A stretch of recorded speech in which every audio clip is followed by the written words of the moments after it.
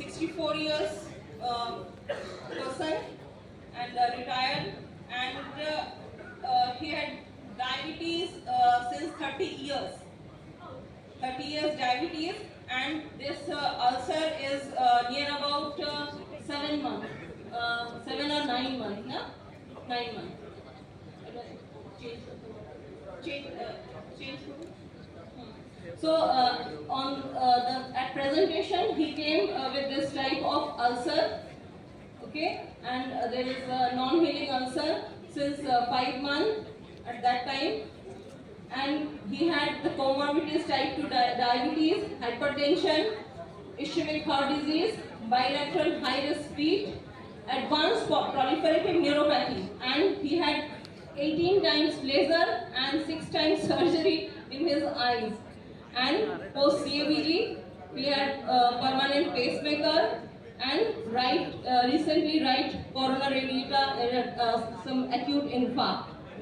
So thank you, Mr. Banerjee, for coming here. So after this is at presentation, and after we shave the callus and give the offloading and just change this type of offloading we offered him, and just after 5 weeks, the ulcer become very small, and after 10 weeks, it is in the remission. But after remission, we always ask the patient to take care of food. Whenever there is a small callus, please come, we will remove the callus.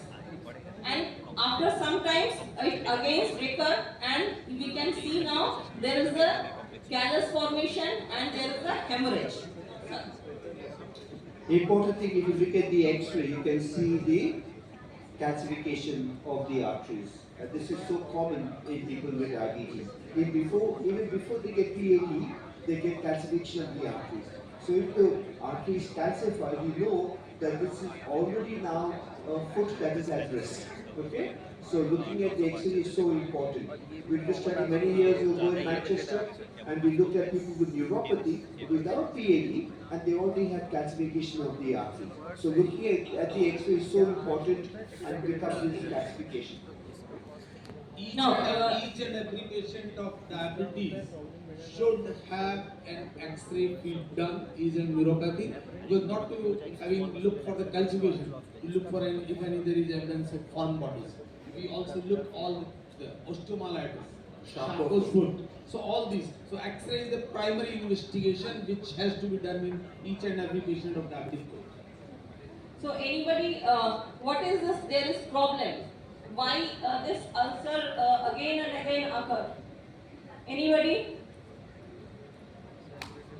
If you see his foot, there is a high pressure area in the empty head, first empty head and fifth empty head.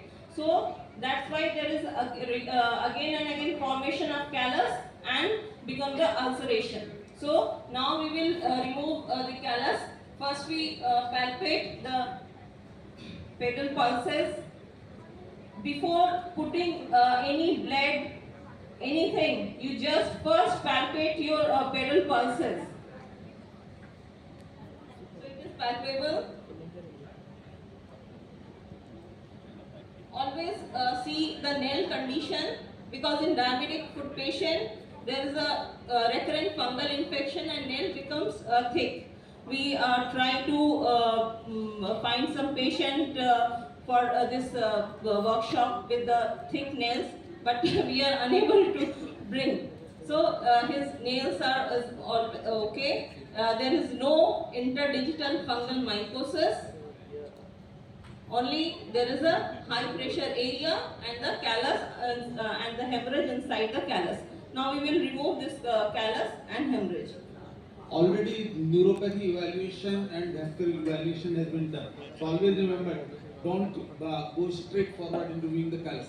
First, look for the neuropathy, if it is there or not. Look for the vascularity, it is adequate or not. So always remember. So as it's a workshop, so we want to complete fast. So is that already done? Is a dense neuropathy at the level of even the vibration perception level more than 50 is not feeling. And the ABI is around 1.3, so 1.35. But of course the peripheral circulation is okay. and the lot of callus formation repeatedly. To callus to grow, you need a very good blood supply. So it suggests also, if there is a callus, it suggests that you have got neuropathy. And normally, like I said, sorry, yeah.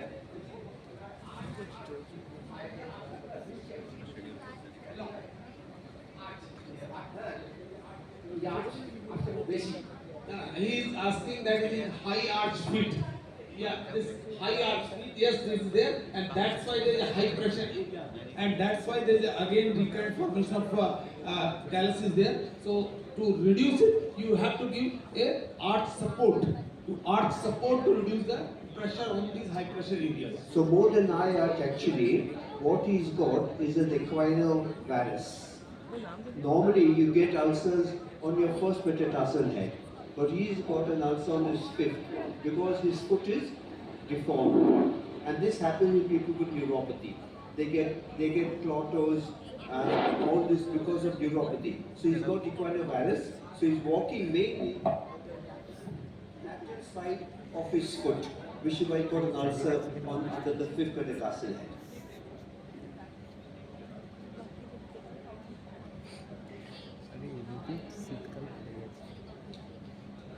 So again, the mainstay of any ulcer or any in this callus is debridement. Okay, that is so very important. And if you can't do wound debridement, I did some work in Karigiri at the leprosy hospital in Kolkata. We asked them to use pumice stone. The podiatrist there would tell people after you have a shower, your foot is nice and moist, tell the patient to use the pumice stone on the callus and the hard skin. That will take away the callus. Yes, not able to speak. So do something about that. So probably you can see in the picture, it looks there is a hemorrhage inside the callus, this blackening. So that's why we Rekha have chosen this patient. Let's see. So try to remove this hemorrhage, and then only it is going to heal. Otherwise, this hemorrhage inside the callus will get infected. So that is the problem. This is the hemorrhage inside the callus. So we need to remove this hemorrhage, otherwise it will grow and form the ulcer. Yeah. And as she have shown you, always grow from up to down, never down to up. Otherwise, you will cut the normal tissue.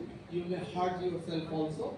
It's an art. If you want to learn this technique, please practice on the eggplant or Orange. Orange. On a line. We On do that a training on a line. Yeah. The eggplant is very smooth, so Yeah. nice. And you have to know between the normal and abnormal. That is very important. After removing, you just feel with your hand whether it is smooth or not. If it is uneven, then it may exert again there is a pressure and formation of callus and ulcer. So after removing the callus, just you can feel whether it is smooth or not. Again, all three basic principles to be followed: adequate debridement, and if there is infection, infection control, adequate vascularity. We don't take in workshop about the vascular patient, otherwise they are very painful. You cannot do the debridement like this in that patient. That is the adequate vascularity and adequate offloading. This is the standard of care in all these patients of diabetes. The basic principle. And remember, never forget the other foot. Very often Yes. we look at the foot that is ulcerated and we never examine